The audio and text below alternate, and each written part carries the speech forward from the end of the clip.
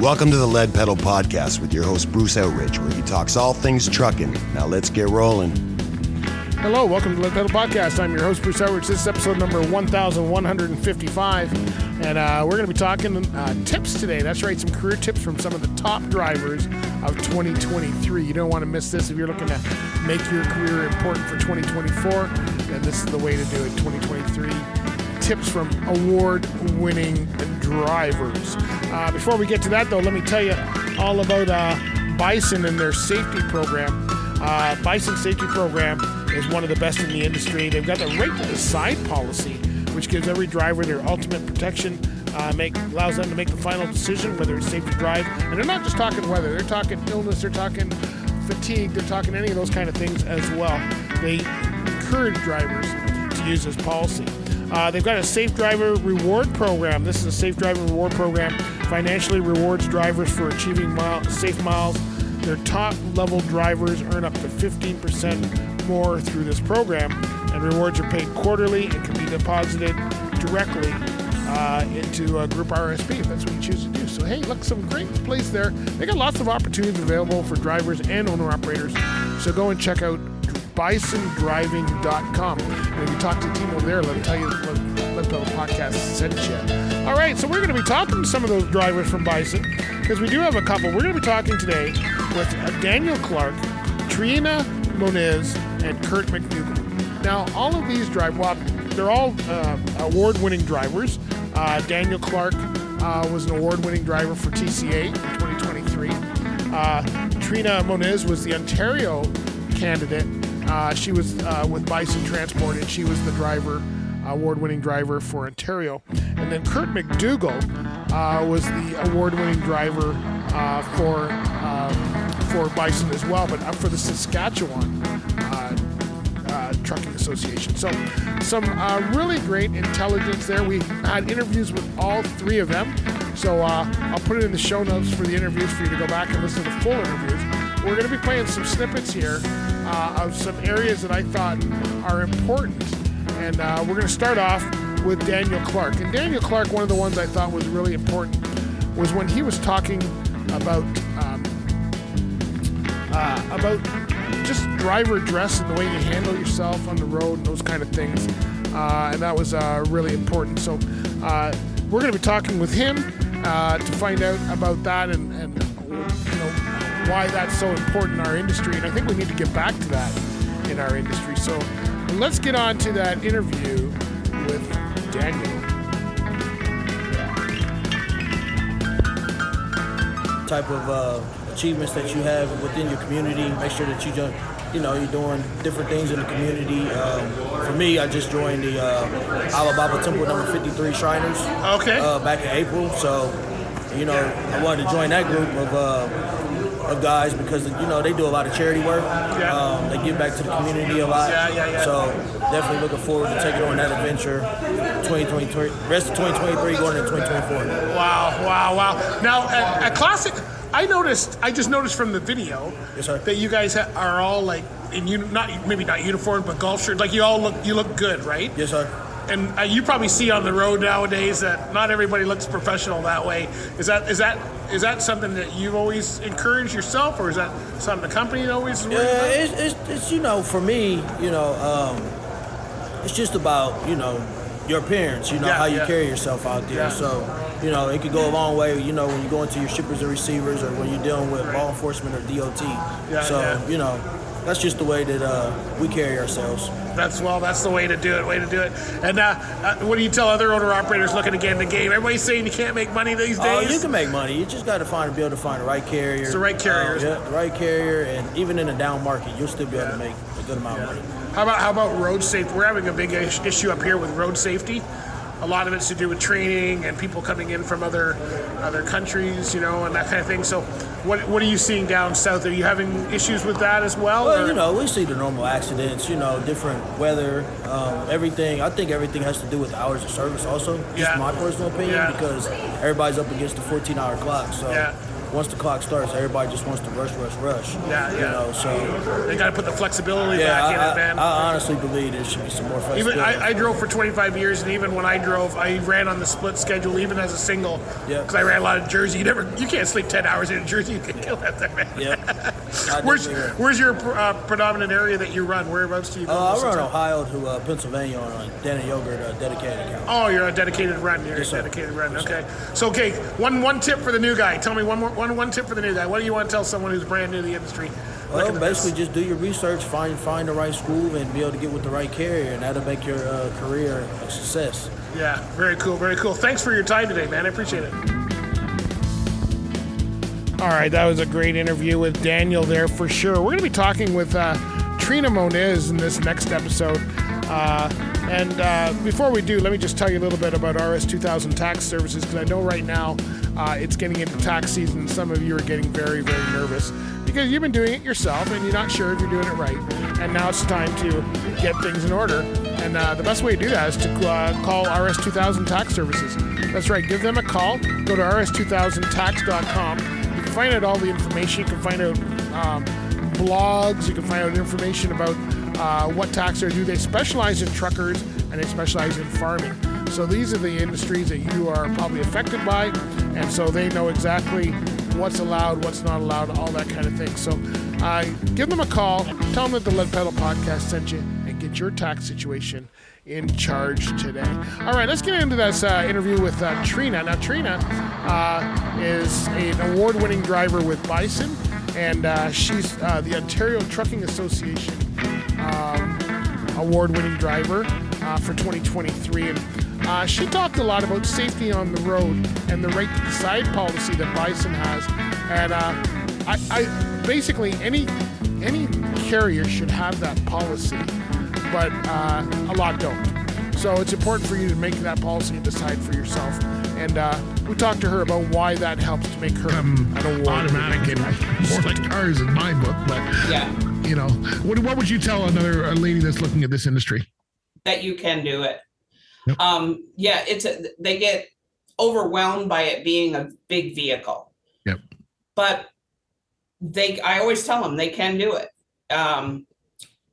But make sure that what you want to do, you are able to do it. So if you want to be a flatbed driver, you need to be able to strap and tarp and chain your own loads down. You have to be physically able to do it. If you're going to be a tanker driver, you have to sling those hoses around. You can't depend on other people doing your job for you. So if you want to do this job, you can do any part of this job you want to do. Yep. From heavy haul to what I do, van driving. But make sure that if you choose something, that you can do it. Yeah. Have you ever been in one of those situations where the load was, too big? I know you guys are mostly van work, but have you gotten that situation where you had to ask for help? What happens there? What happens if I'm somebody who's maybe just too small? I'm not even talking women and men at this point, just somebody who's small and they give you this load of something that you have to push on the truck. I don't know what, tires or something like that.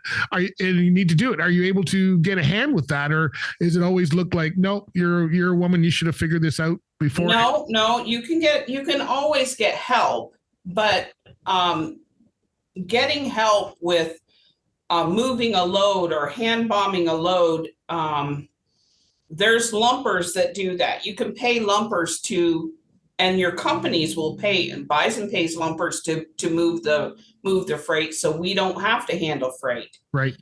All I'm saying is there's going to be times that you're going to need help. Yep. But it's not because you can't do the job. I had trouble pulling my fifth wheel pin and didn't know why I couldn't pull it. And I was so frustrated, and come to find out when I took the truck to the shop, I said, look, I can pull pins, but why can't I pull this one? Yep. Well, there was something wrong with the fifth wheel. Okay. So it wasn't my fault because I couldn't do it because I was a woman. Yep. It was just, and it wasn't because I wasn't strong. It was just the fact that I couldn't do it. And even there's even men that need help.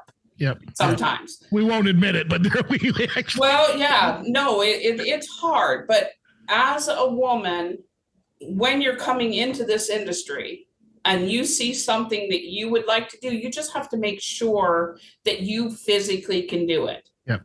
Yeah. And we all need to be able to do the job. And it's nice. It's the comment you said about the older, I'm that generation, we didn't have logbooks when I started. We didn't have anything. You kind of just got it as you went along, and it works for most of the part. I want to talk about the safety. You guys have a good safety program. There's been a lot of issue and talk about safety, and I'm not sure what you're seeing on the roadway. To be a safe driver nowadays is not just about watching what you do, but watching what everybody else is doing as well, which can be a problem. Do you want to talk about what kind of a safety, what's the safety program look like at Bison? Because a lot of people are questioning all the big carriers, and they're questioning the training, they're questioning everything. Is there something that you've seen? You've been with Bison for 10 years now. Yeah, I'm sure you went through their beginning training, at least when you got hired there, maybe not as a beginning driver, but as a new hire. And now you're 10 years in, winning an award. What have you seen on their safety program that you'd like to comment on? Well, we have at Bison, we went through all the safety courses in the beginning, and it's a lot. Yeah. But we still go through courses all the time. They're only good for so long. And then you have to come in and you have to do the course again. We have our winter courses that we do, which have to do with the right to decide. Yep. And that's huge at Bison, because every driver on the road has the right to decide. Right. Every driver behind a wheel has the right to decide whether they can go or not.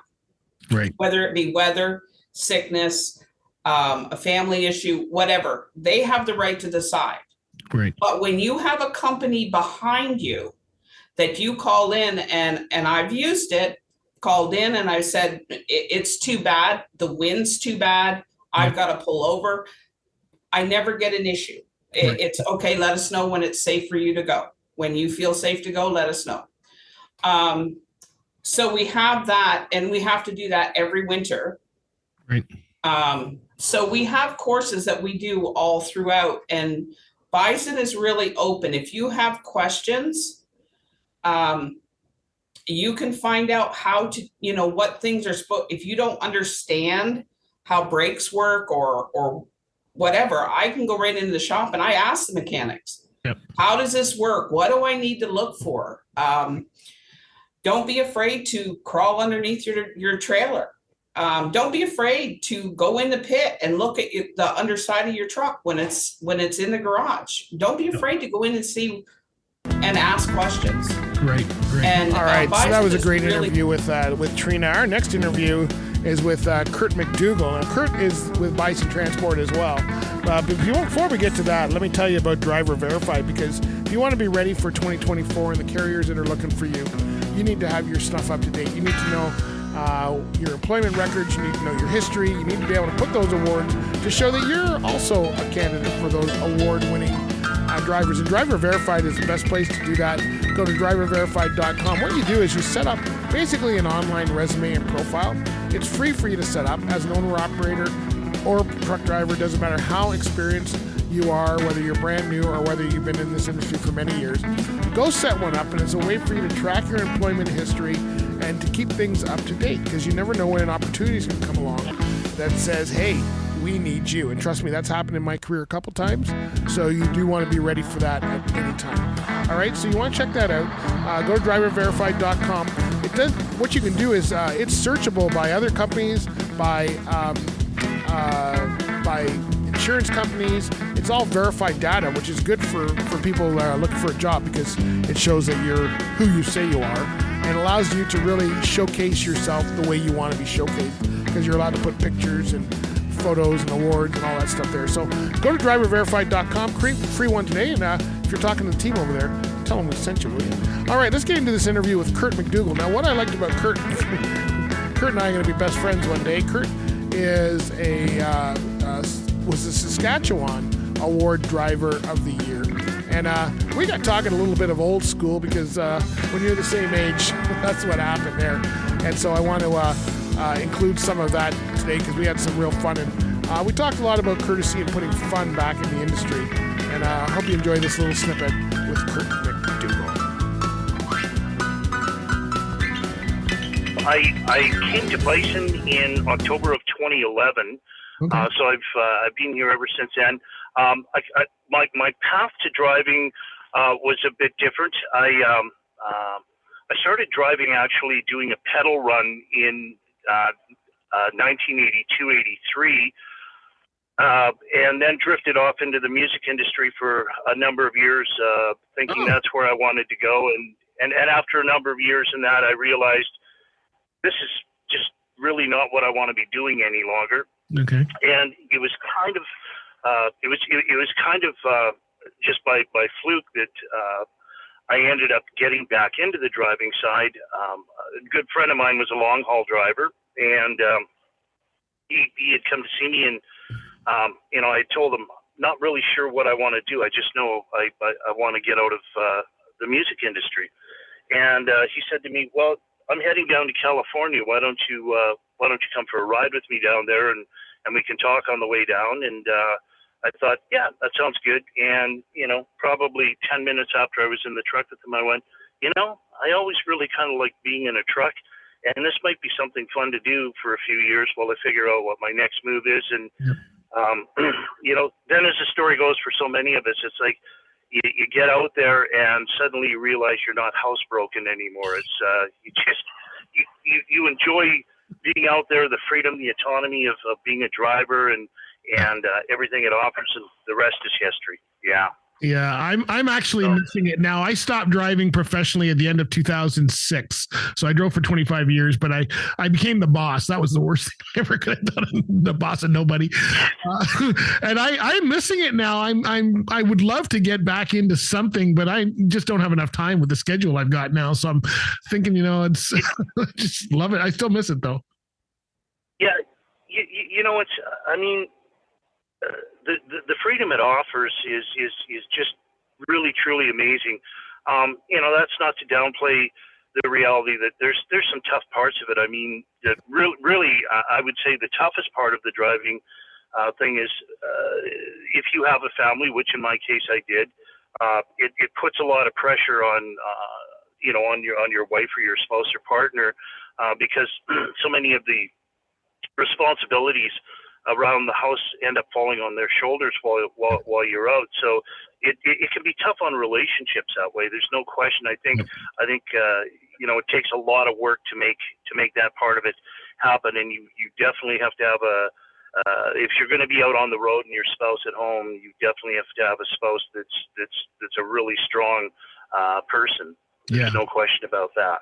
Yeah, and that I tell that to people all the time, and it was worse back in my day. If you think I started driving in '82, back then when I left, my wife had no way of getting hold of me for like a week while I was gone. Like she had to handle insurance and whatever other issues came up while you're on the road. Nowadays, you've got some cell phones, you do have some communication with family, but I had to call home every night with a 1-800 number. I had a 1-800 number just for myself. I called home every night at 8:00, no matter where I was across the country. So it's a different. Oh, Matt, isn't it amazing? Like when you look back at how much it's changed that way.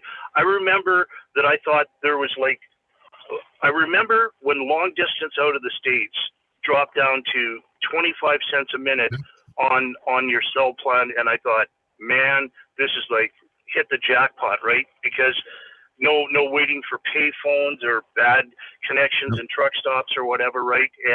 It was just, things were so different back then. And even like if you look at like for navigation, right?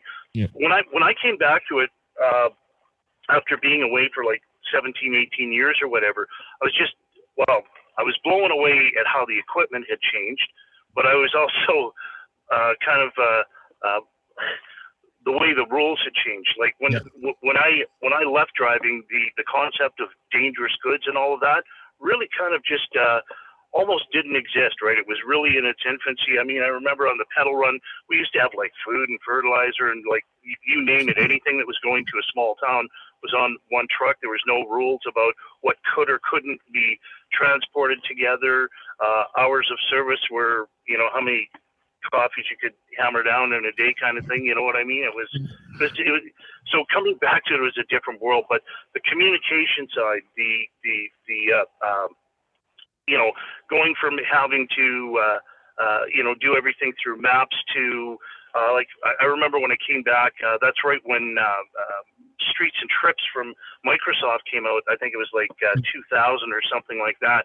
So, you could actually at least sort of plot out your routes and look at them and then grab your road atlas and kind of look and go, are there any low clearance things and all of that? And now all of that's changed, right? It's so different, so much better for drivers in terms of communicating with family, being able to video conference, all of that stuff. Yeah. Different world. I tell people it's so easy. We used to have to try and find a phone booth at 4 p.m. middle of New Jersey to call dispatch, by 10 o'clock or something like that. I go, it's easy. You guys got cell phones. You don't even have to stop if you don't want. I mean, we had to search it out and have it all ready to go and tell them our hours. You had to calculate your hours back then. That's when we actually used the old way of doing hours of service. You actually had to count out, go, I think I'll have 8 hours tomorrow. They wouldn't dispatch if you only had 2. So it was a different way for sure. Man, it was so different. That's true. It's like while there are certain things in terms of the electronic logs and some of the rules that I'm probably not the biggest fan of, just in terms of simplicity and giving you a quick snapshot of where you're at, that part of it has changed so much and it's so much better. The communication side of it, that's such a huge part of it in the industry, because like you say, I mean, it used to be to find out that there'd been changes, or whether it be something going on at home, something through dispatch, whatever. I mean, that used to be a nightmare, and now it's just, everything's instantaneous, and it's made life a lot easier, which also, I mean, from a driving perspective, I think is so much better, because it's taken a lot of the stresses that used to exist for drivers off the table, right?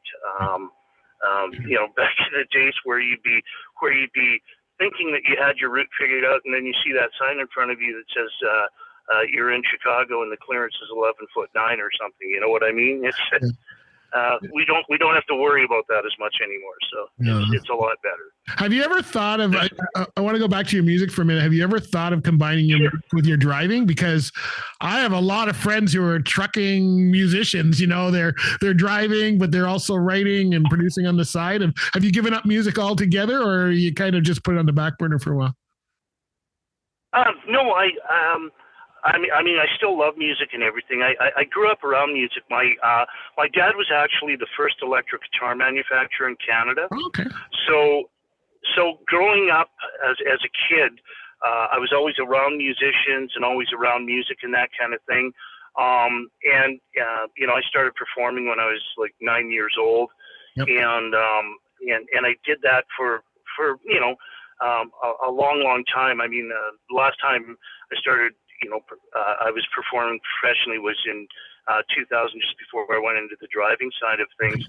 I still do some playing and that kind of thing, but it's a fun venture now. I have I've got all my recording equipment and that kind of thing, because that was an area I worked in as well, was the digital audio side of things when I was in music. So yeah, it's but yeah, a lot of inspiration on the road. A lot of inspiration on the road for you. Oh man, yeah, no kidding.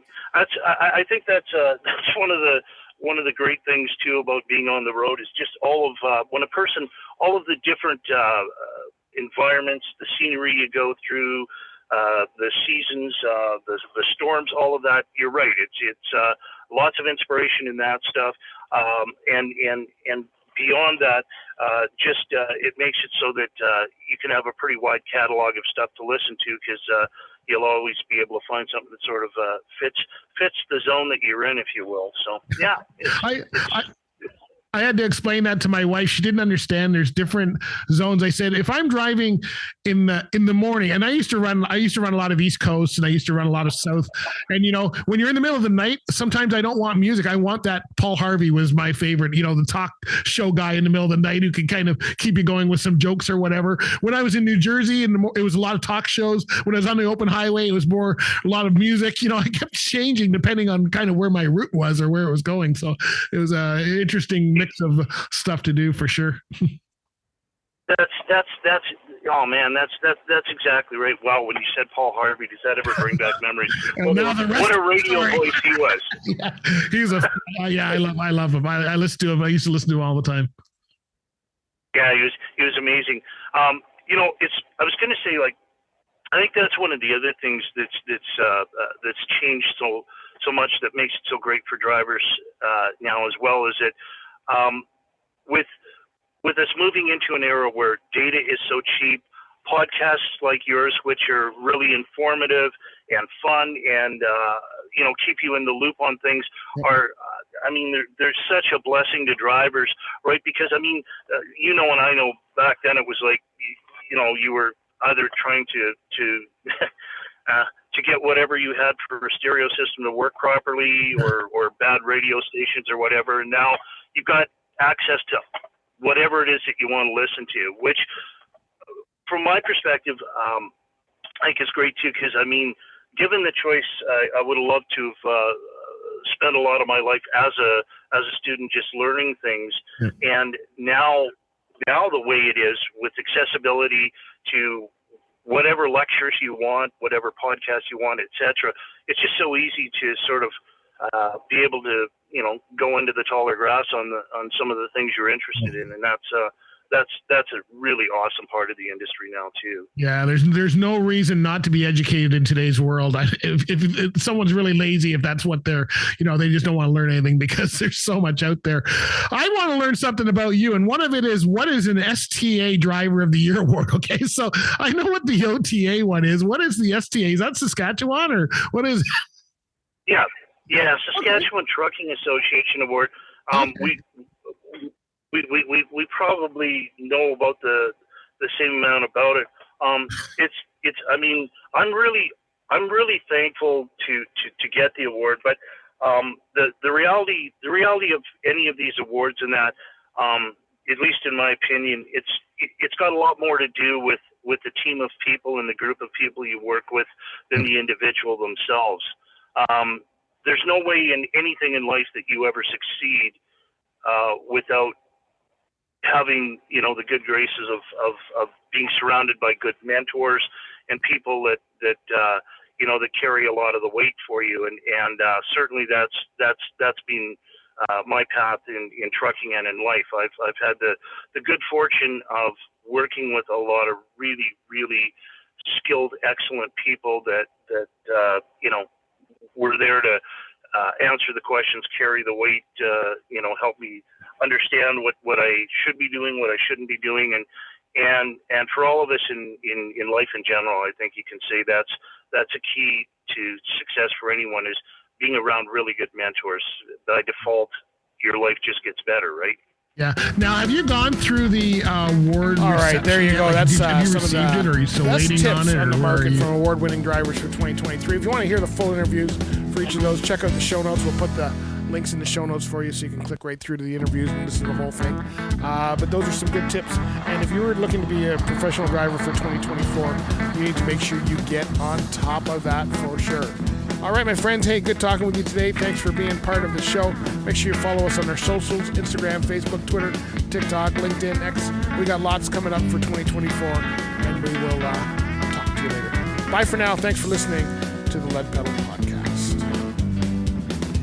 This has been another episode of the Lead Pedal Podcast. For more information or to subscribe to the podcast, visit theleadpedalpodcast.com, and be sure to follow the podcast on Facebook and Twitter.